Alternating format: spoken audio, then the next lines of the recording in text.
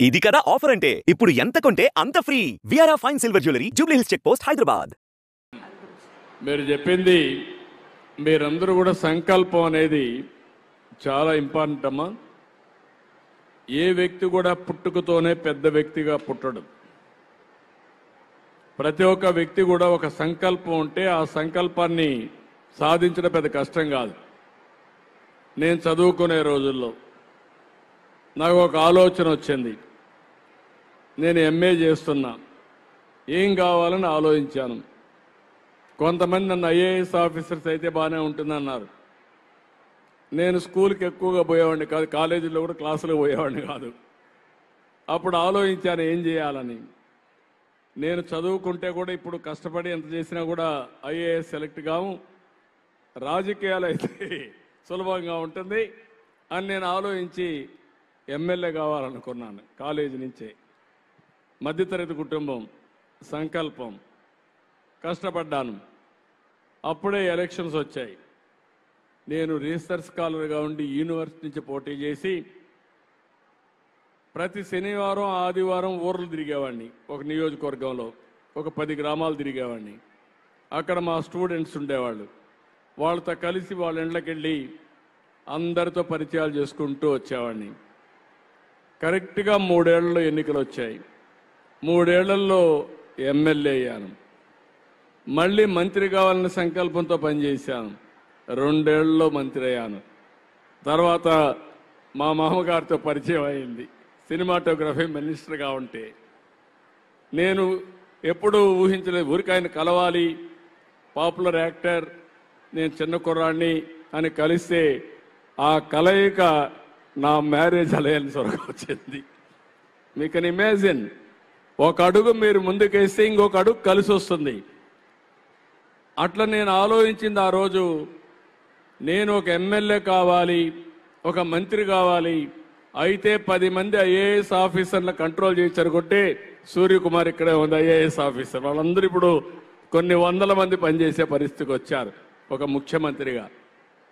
మీలో కూడా ఒక సంకల్పం అనేది ఉంటే సాధ్యం.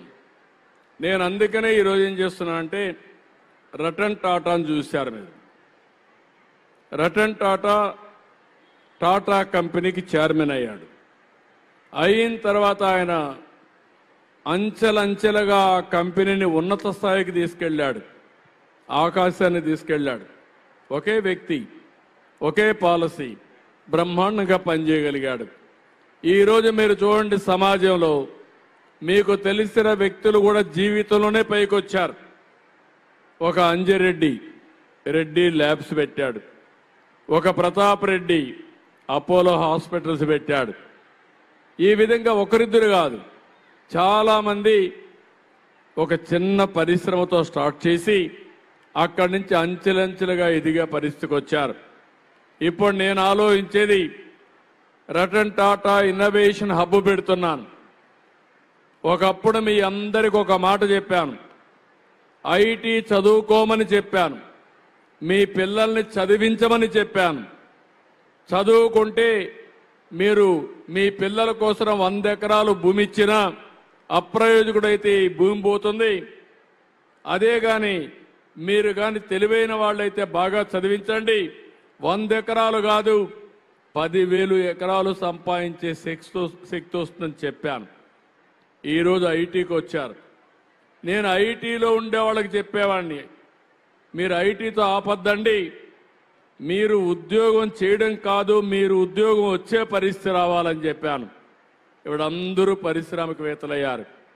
ఈరోజు ప్రపంచంలో ఎక్కువ తలసరి ఆదాయం సంపాదించే వ్యక్తులు ఎవరంటే భారతీయులు. అందులో 35% తెలుగు బిడ్డలున్నారంటే 25 ఏళ్లకు మునుపు నేను వేసిన ఫౌండేషనే కారణం.